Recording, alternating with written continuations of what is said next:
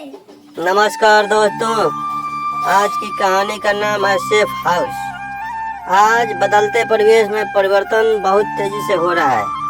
आज रहन सहन, खान पान, ढंग बदल रहा है और समाज में लव मैरिज का दौर बहुत तेजी से बढ़ रहा है। वह खानदान, रिश्ते, नाते सबको भूल जाते हैं और लव मैरिज कर लेते हैं। देश समाज की मान्यताओं से दूर हटकर यह कदम उठाते हैं। कानून के समक्ष शादी कर लेते हैं और फिर मांगते हैं सुरक्षा। सुरक्षा के नाम पर उनको मिलता है सेफ हाउस। यही कहानी हुई थी रितेश और प्रियांशी के साथ। रितेश और प्रियांशी दोनों एक ही गांव के रहने वाले हैं और पास के शहर के कॉलेज में पढ़ते हैं। अक्सर दोनों साथ आते जाते हैं, एक दूसरे की सहायता भी करते हैं।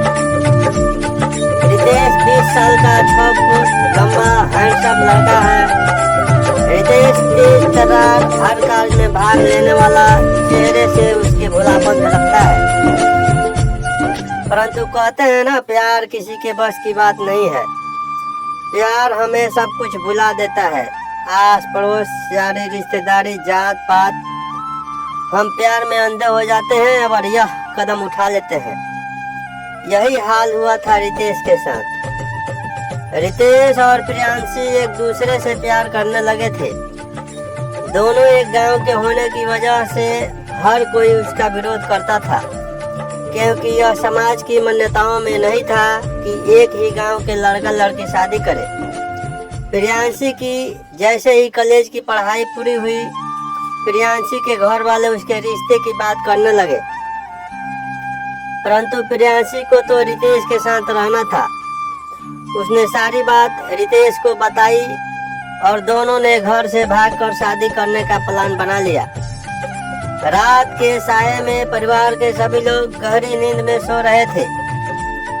पेड़ के पत्तों की हिलने की आवाज आ रही थी। अंधेरी रात में प्रियांशी घर से बाहर आई।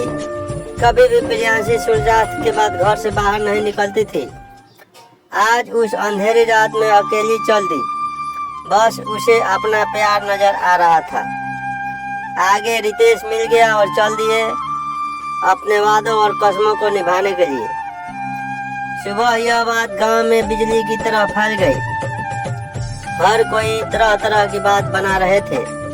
प्रियांशी के पिताजी ने जब यह बात सुनी तो उसे गहरा सदमा लगा, पर क्या कर सकता था। उधर सुबह कोर्ट खुलते ही रितेश और प्रियांशी ने एक वकील के माध्यम से लव मैरिज की अर्जी लगवा दी। और समस्या थी कि शादी नहीं हो सकती थी, क्योंकि रितेश 21 साल का नहीं हुआ था। अभी 3 महीने कम थे। उन दोनों ने जज के सामने अपनी जान का खतरा बताया। जज महोदय ने उन्हें सेफ हाउस में भेजने की अनुमति दे दी। सेफ हाउस का नाम सुनकर दोनों खुश हुए और सोचने लगे कि 3 महीने तक सेफ हाउस में आराम से रहेंगे, फिर अपना घर बसा लेंगे। उनको सेफ हाउस ले जाया गया।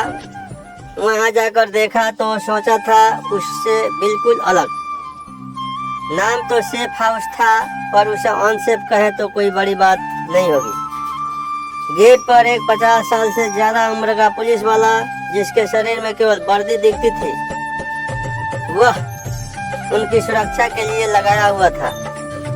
अंदर जाकर देखा तो एक बड़ा हॉल, जिसमें 10 से 15 कपल पहले ही रह रहे थे।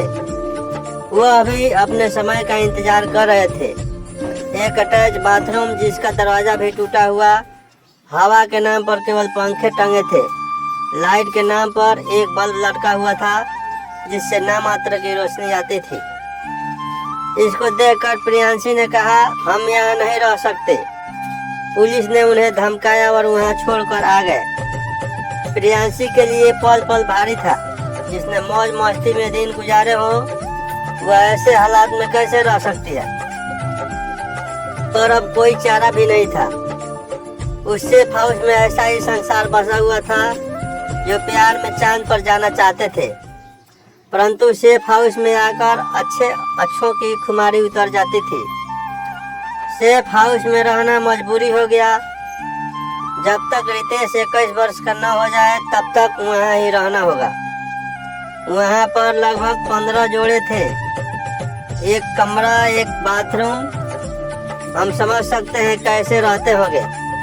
सरकार से सुविधाओं के नाम पर दुविधा ही मिलती है। प्रियांशी को सब समझ में आ गया और अब क्या कर सकती थी।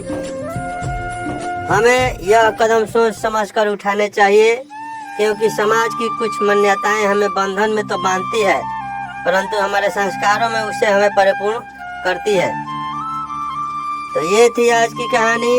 ये कहानी आपको कैसी लगी हमें बताएं, और चैनल पर नए हैं तो चैनल को सब्सक्राइब करें और ऐसे ही वीडियो देखते रहें। धन्यवाद। Thank you for watching.